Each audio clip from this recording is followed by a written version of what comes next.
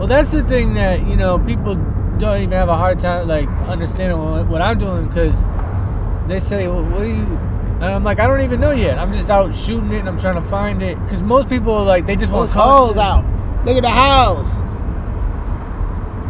They just want... It's broad daylight. I know, it's broad daylight. Bitch had her titties out. LA's wild, bro.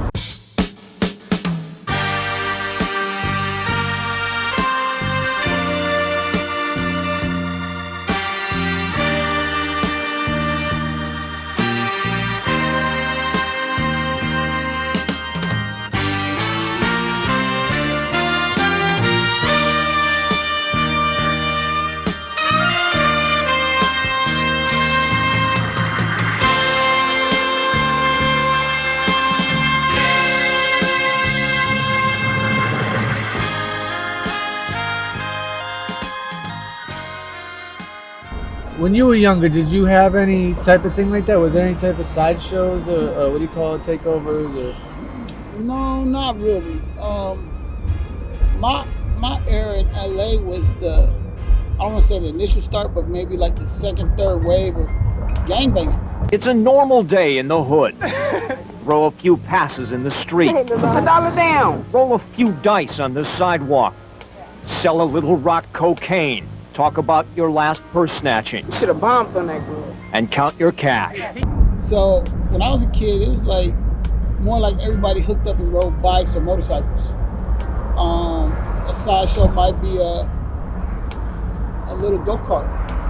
You know the kind that they make with the lawnmower engine? Bang! You tear the streets up or doing races. But I think we kind of adapted it from the Bay Area.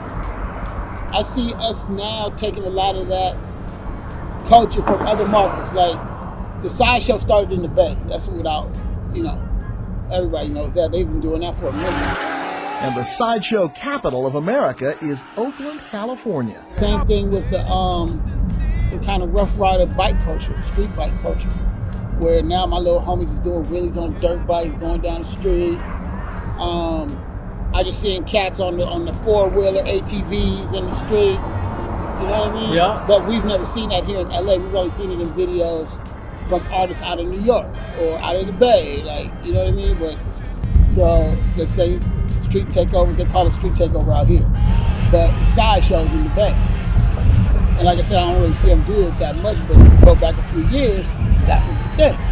And it birthed people, Mac Dre, Ghost Ride the Whip, Big Floyd. Ghost Ride the Whip, Ghost Ride the Whip, Ghost Ride the Whip, Ghost Ride the Whip. That's great. You know what I mean? Short, that was the culture, that music kind of, what's his name? He's in a wheelchair now. 3 Times Crazy. 3 times? I never even heard of that. These are all groups that made that type of music that, I don't want to say turn up, because that's what we called it out here, but it was the music that they wanted to do the sideshows to. Okay. You know what I mean?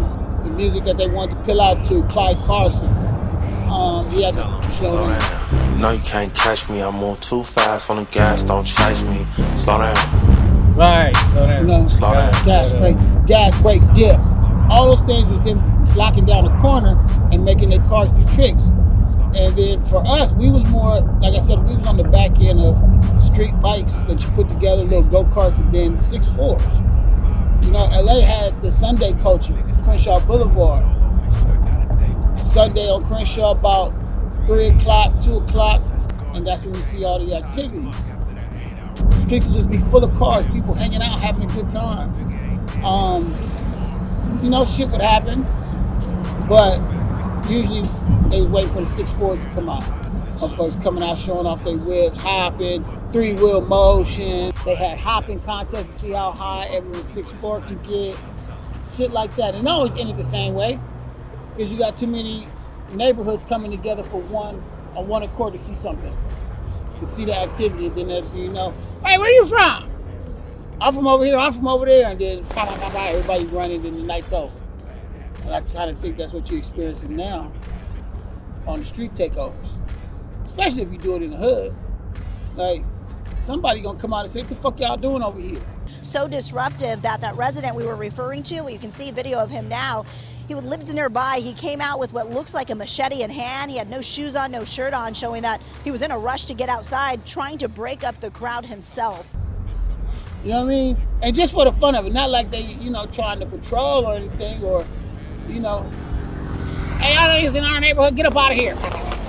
Do you think if that shit happened back in the whatever, like the early 2000s, the 90s or whatever, would I even be able to go down what was going on in LA? Like, you don't think there would be too much tension compared to today? Well, first of all, I think the inner city needs, to them, that's recreation.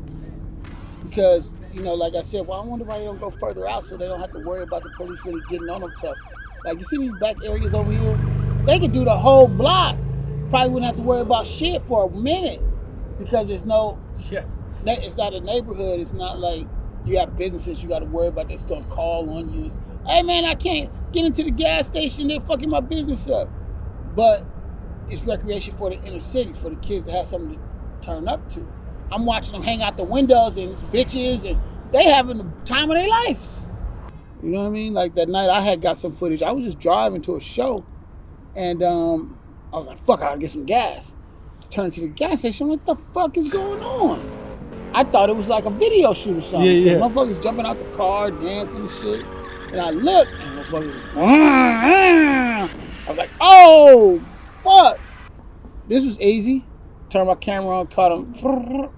And this was right on Fig in Washington, right there by the Porsche dealer. They've done it right in front of the crypto.com center.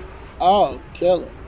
You know what I mean? But at that time, I can kind of say it mirrors what we were doing with, say, the Crenshaw era, when everybody came out on the Shaw. And that's pretty much why it stopped, because number one, it got boring. People had been doing it for X amount of years. And then too many, you know, motherfuckers started getting robbed, motherfuckers getting shot, carjacked. You know what I mean? You came out with a hot whip. 5.0s was the shit back then. You know what I mean? If you had a convertible 5.0s on them gold Dana Danes, oh, you was lit. But we didn't tear the cars up because people put too much money in it. You know what I mean? So if you pulled your 6.4 out, it was more so, I'm gonna show y'all what I put in it. Make a left up here, brother love.